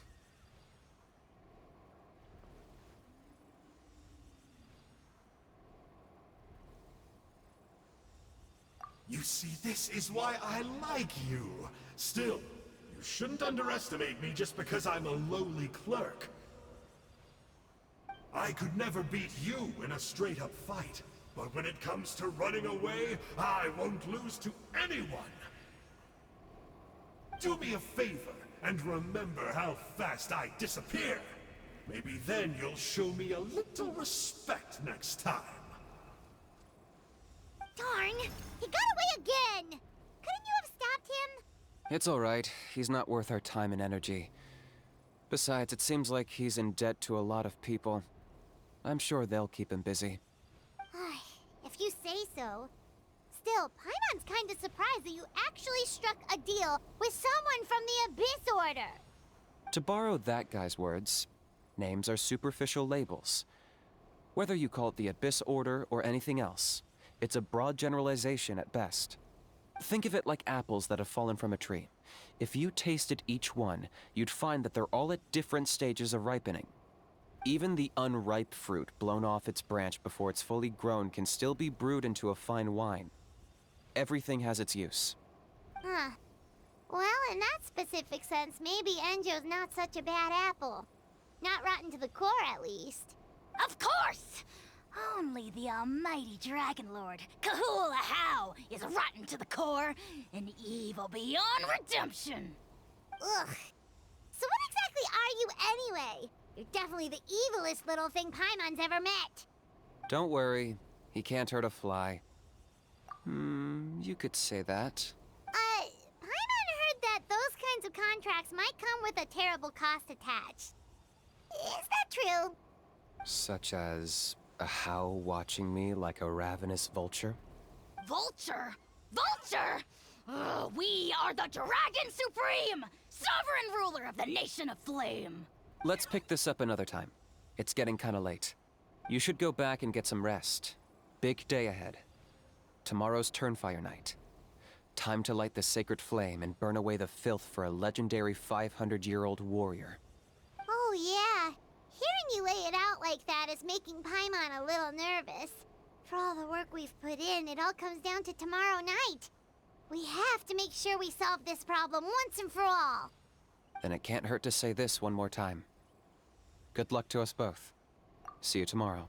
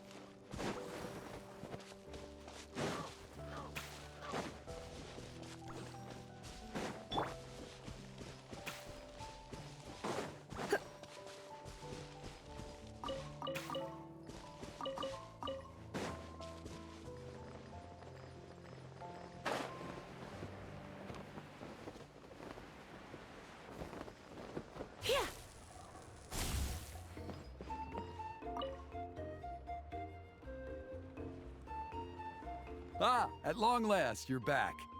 I hear you've done much for our people these last few days. Everyone has nothing but praise for you. Many young people have heard the rumors too. They're all eager to meet our new flame bearer. Well, they won't have to wait for long. It's almost time for the ceremony. We really hope we can resolve the Mountain King situation quickly and smoothly. Seems like a lot of people have been worrying about it, huh? Well, it's nearly time. So, if you're ready, then follow me to the ceremony site.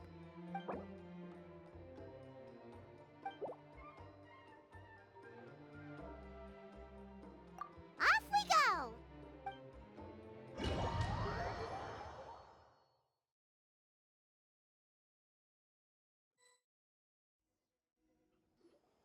Here we are. Our honored guests have arrived. I have heard much about your fine work over the past few days. I hope you'll allow us to thank you properly after tonight's ceremony. Don't worry about it. Getting this huge venue ready must have been a huge task. No need to make extra work for yourselves on our account. Oh, if it means getting the Mountain King issue resolved, no cost is too great to bear. A resolution will come in due course, but every great fire starts as a tiny spark. We must take it one step at a time. No one would disagree with you if that were possible, Chief, but it's been far too long since we've seen a real step forward. Look around you. Can't you see how our numbers have dwindled since the last TURNFIRE night? The ceremony was arranged on short notice. Many are away from home and could not make it back in time. That may be so, but still. Good evening, Traveler in Paimon. Kanich! Not a moment too soon. Chief Wayna, Elder Trinidad, could you give us a minute? I'd like to give the Traveler a few pointers as the previous flame bearer. Very well, but make it quick. Let me know when you're done and we will begin the ceremony. Let's step to the side. Has anyone gone over the key steps of the ceremony with you yet? Yeah, Elder Trinidad did, but, Paimon seems to have forgotten them? What a surprise! The flying ant has an ant-sized brain. If you don't want your tongue to be burned off by the sacred flame tonight, I suggest you stay quiet. See those sacred flame pillars? Once you've lit the fire, go light each one up in turn. Once that's done, head down into the cave where the Mountain King slumbers, light the braziers along the way, then bring the flame to the final altar. Then the ceremony is complete. That sounds simple enough. The process isn't complicated, but remember, you mustn't turn back at any point. If you miss a pillar, you can't light the next one, then come back to it. You have to keep moving forward, or it's seen as disrespecting our ancestors. If that happens, you won't receive the blessing of the TURNFIRE, and you'll have to start over. I made you a diagram that summarizes the steps. take a look.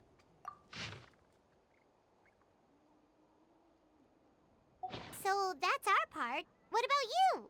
I'll be with you the whole way, and once you've lit the altar, I'll start summoning the rift. You can leave that side of things to me. Just focus on your part. Okay. We'll try to remember all that and get it right the first time. Ready when you are. But I think I saw Huni and the others just now. Maybe you should say hi before you start. Might make you less nervous. Just tell the chief when you're ready.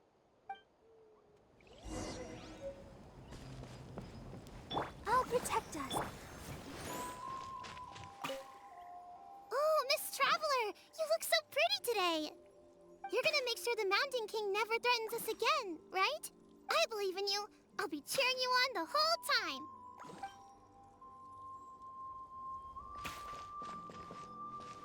Mighty Outlanders, the time has finally come. You know what must be done.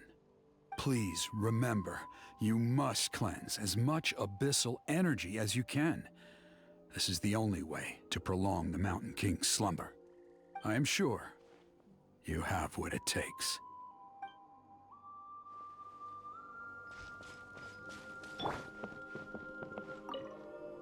Miss Traveler, you're finally here! I even dragged my uncle out to watch the ceremony. Although I'd hoped for the Malipo name-bearer to perform this ceremony, that was never anything to do with you, so please don't take it personally. I got thinking last night, and I realized if the lesson of Malipo is to look forwards, then I should accept that my book is gone and start anew. Besides, I'll have even more to write about this time, given this will be our first Turnfire ceremony featuring a flame-bearer from another land. I'll be taking detailed notes. Good luck, Miss Traveler! You got this!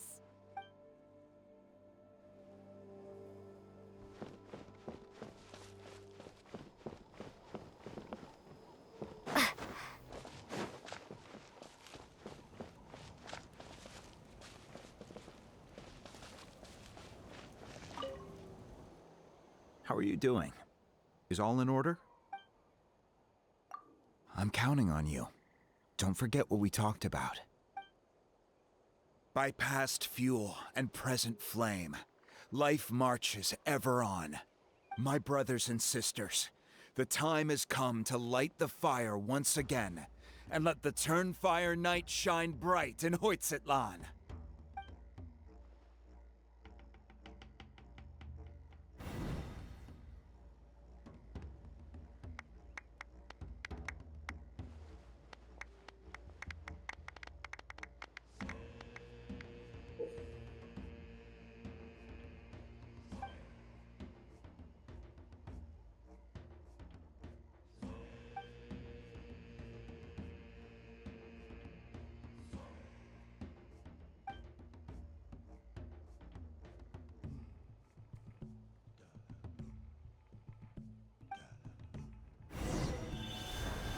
Go get the sacred flame.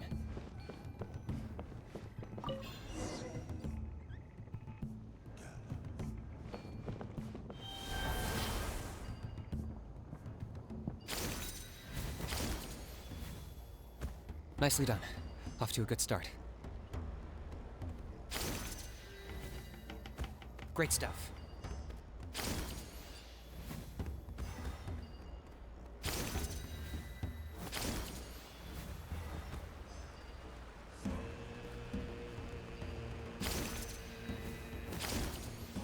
You're over halfway. Keep it up.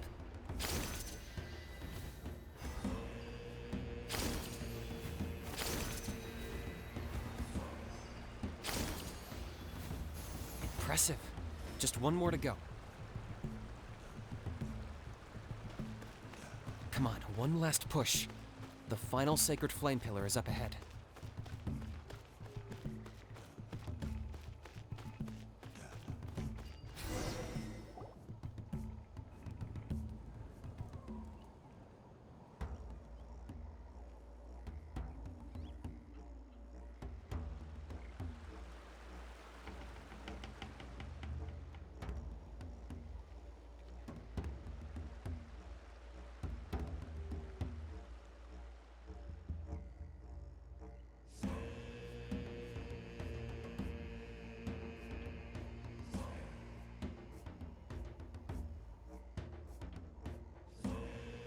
Great. All the pillars are alight. Next, it's down into the canyon and head for the Mountain King's cave.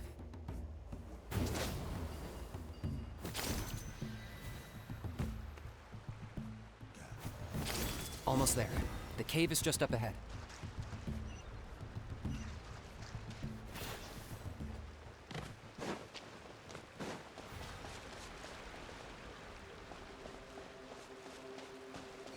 The Abyss presence is growing strong. We should deal with the contamination first.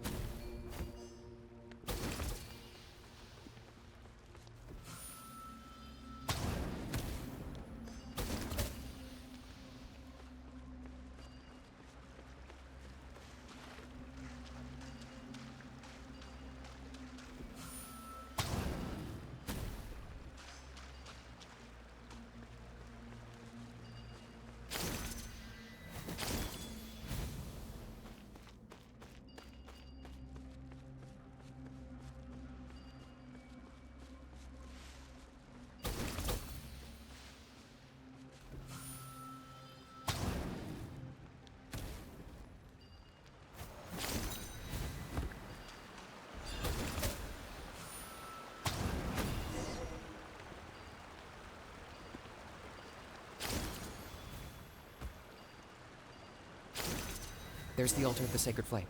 Remember, light up the torches around it first.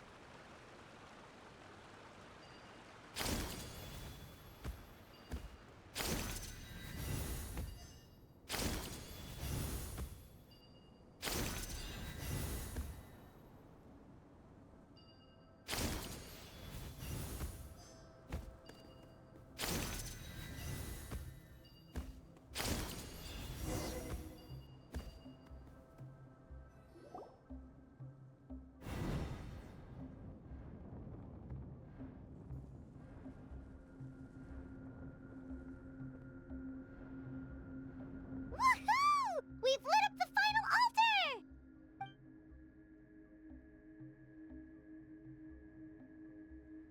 That's the Mountain King up ahead, right? That's him. Kangamato, king of the Yumkasaurs from 500 years ago. He's very powerful. Paimon can tell. He is huge. Let's tread carefully. We don't want to wake him up. You've made it at last. You did even better than I expected. Traveler, now comes the final and most important step of the ceremony. Please use the power of the Sacred Flame to cleanse the Mountain King of abyssal filth. There's no need this time.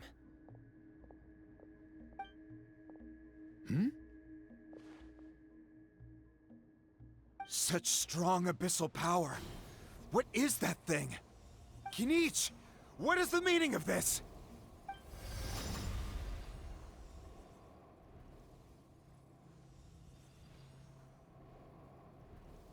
Is that a beastly rift? Chief Waina, Elder Trinidad, this is about to get a little dangerous. You should step back. What do you think you're doing? Solving the Mountain King issue. You mean by having him torn to pieces by rift hounds? No, stop! We can't let that happen! Foolish Locust! Can't you see? We're trying to shove your Locust King into the beastly rift! But... I'm sorry, Chief Waina and Elder Trinidad. This is the only way. Can you promise me that no harm will come to the Mountain King? I can't guarantee it, but I'm fairly confident. Traveler, this is not what we agreed on. You must cleanse the Mountain King of every last trace of abyssal contamination. Okay, I see what this is. You've been in cahoots this whole time!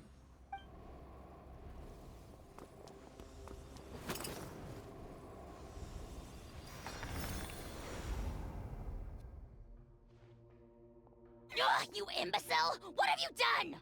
Oh no! The device is destroyed! You forced my hand. I had no choice. Elder Trinidad? What are you doing?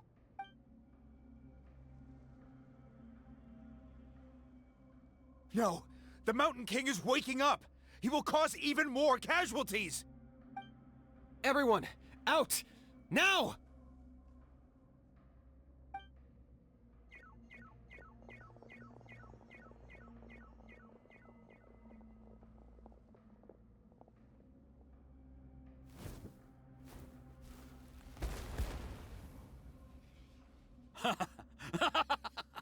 Well, it seems there is only one way to awaken you all from your willful blindness.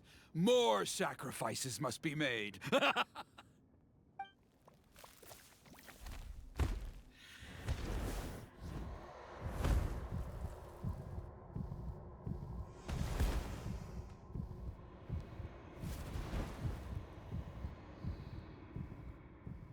Take me, O Mountain King! Take me as your next sacrifice!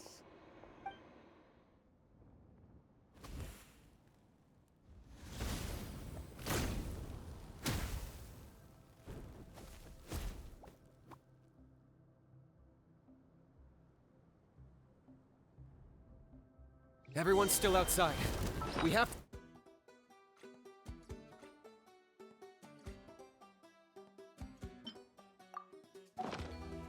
Target acquired.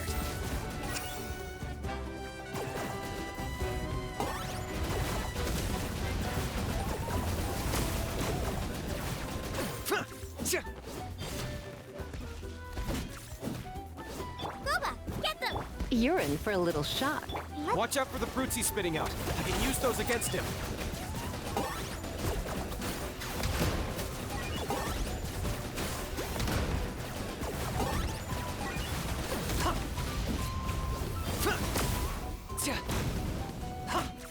Nice and spicy! You're in for a little shock.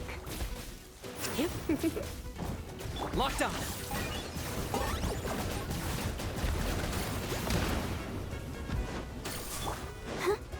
Go, Barbara, go! I'll protect us. Okay. Out of the frying pan! You're in for a little shock. Come a little closer. You're in for a little Ha! Nice and spicy! Come a little closer. Target acquired.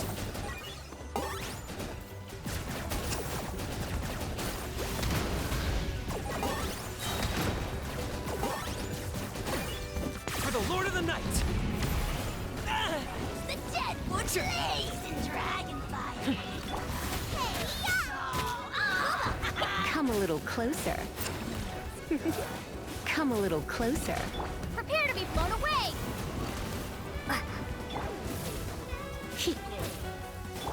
Out of the frying pan! You're in for a little shock. You're in for a little shock.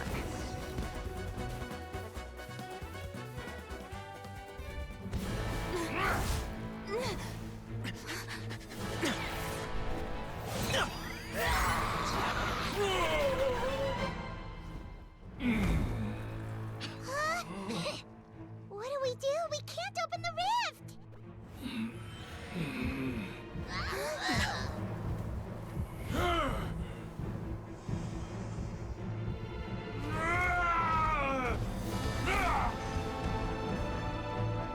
Kill me!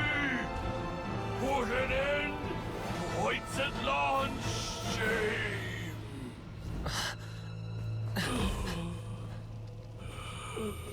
By past fuel and present flame, life marches ever on.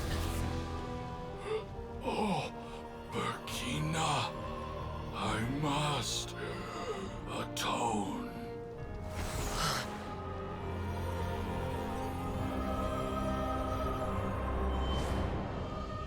Patience.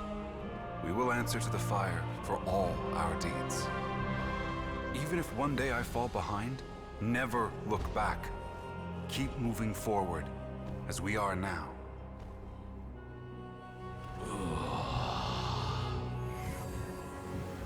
Live with your guilt and shame. This is the price to pay.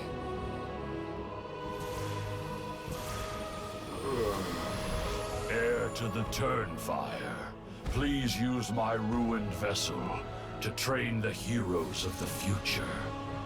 The will of Kangamato will march ever on, till the abyss is stamped out.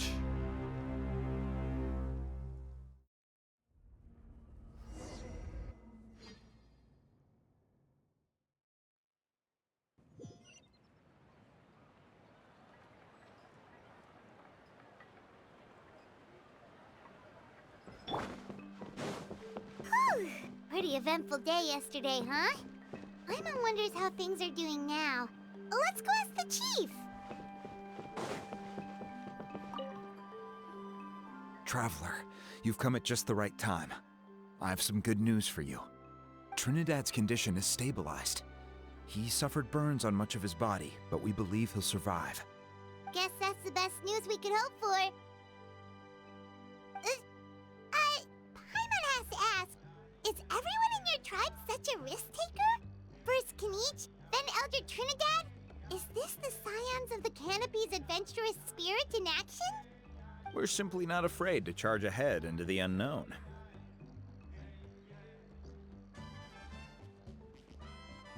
He's fine. Don't worry. He's gone to check on the Mountain King. Something most mysterious has happened. After the incident yesterday, a transparent shell is formed around the Mountain King's body. We don't understand the mechanism behind it, but this shell appears to insulate him against the influence of abyssal power. It is somewhat akin to a scab, in that it stops the abyssal energy within him from bleeding out, while also preventing further abyssal energy from seeping in and infecting him. We've never seen anything like it. The tribe's most senior elders believe it was caused when he was burned by the sacred flame, similar to the way burned wood becomes charcoal. I think their theory makes sense. After all, we've never thrown the Mountain King directly into the sacred flame before. Wow. So it's made a barrier against abyssal energy? That's a good thing, right? It's practically a miracle from what we've seen of it so far. It means that the Mountain King's level of abyssal energy is now stable. No longer will we need to perform an annual cleansing ceremony. Wow, that's amazing! I know what you're thinking. The young people in the tribe are already speculating that yesterday's ceremony was a Turnfire night like none other in our history. Because you and Kinich, you summoned the very flame that appears in our ancient legends. A great transparent ball of fire. And that fire is what saved the Mountain King. Whoa! So that was the real Turnfire? I may be the chief of this tribe, but I've only ever known the Turnfire as a concept in our legends. I cannot answer that question. If anyone can answer it, I suspect it would be the bearer of the Malipo name. He is in the Mountain King's cave as we speak. Ah, so Kinich then. Why don't we go see how he's doing?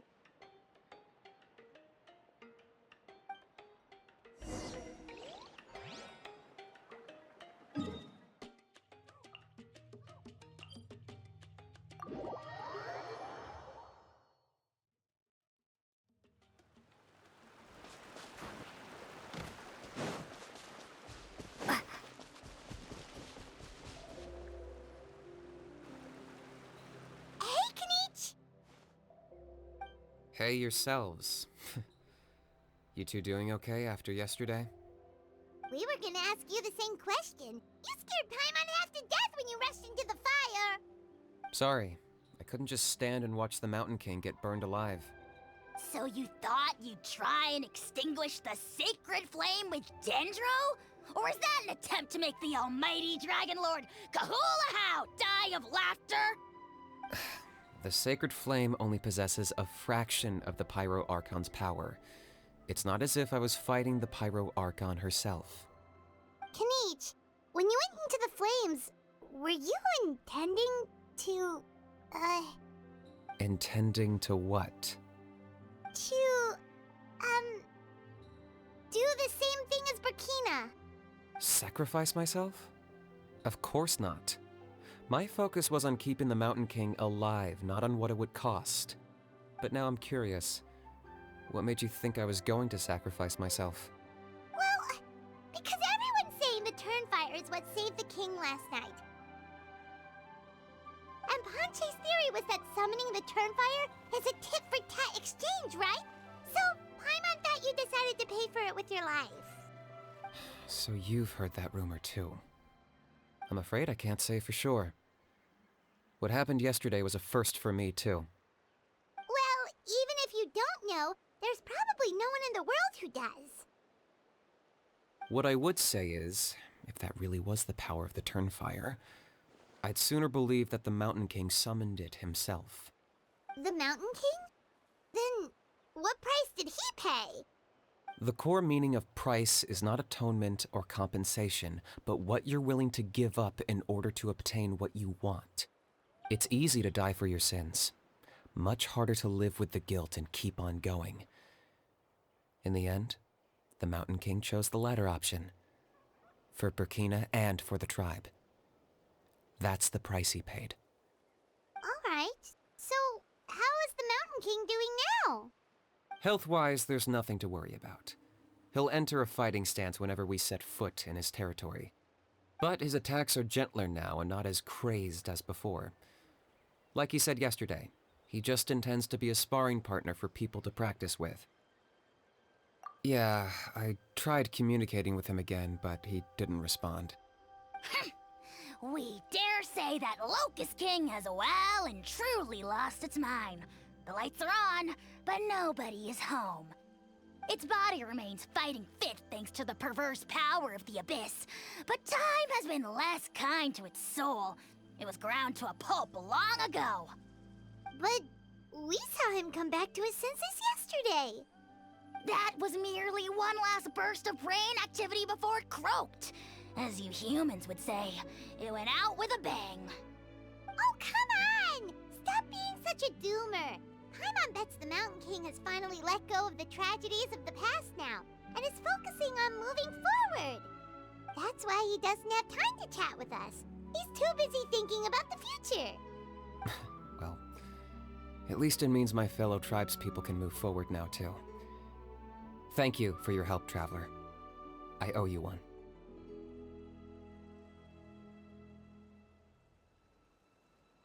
Yeah, that's right. You caught Enjo for us, remember? But he ended up being completely useless.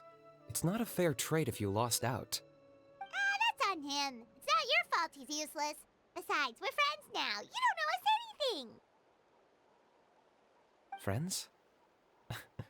But your friendship is an even more valuable gift. I can't in good conscience accept it for free. So promise me, if you need anything in the future, you'll come to me. For you, I'll do anything.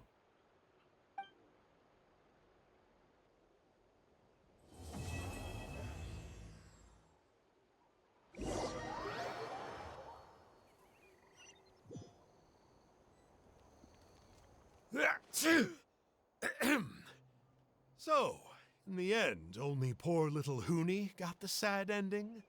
Yeah, everyone's happy except me. First Nana, then my dad. Why does everyone in my family have to suffer? Huni, it'll be okay. Your dad will get better soon. Toba, you're my friend, so I shouldn't say this to your face. But it was all the Mountain King's fault. Huh? Now hold your horses, kiddo. If you promise not to fight, Uncle Sanka will tell you a story. Okay, before you roll your eyes out of your skull, I promise you can trust me. I almost got my eyebrows burned off by the Turnfire after last time. That's why I came back, to make it up to you. All right, I'll just get to the point. Do you know what Uncle Sanka loves the most about your people? What? Your extreme sports. Huh?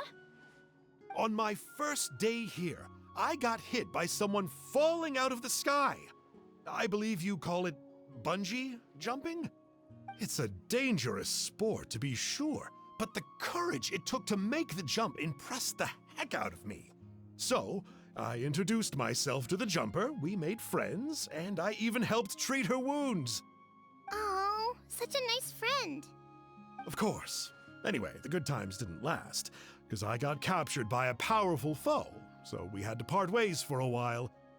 In the hands of the enemy, I was scorned, scolded, and nearly given away as a gift. Oh, it was so humiliating. A horrible experience to look back on. Why does Uncle Sanka always have to suffer, I thought. So I feel your pain, Huni. I was in the same position. But in the end, I made it through, and I left all of those painful memories in the past. I even managed to reunite with my friend. Is that it? The moral of the story is to look forward in life, right? Yeah, we've heard that one millions of times. Sorry, Uncle Sanka, but you're not cut out to be a teacher. Very smart, Huni, but not quite smart enough.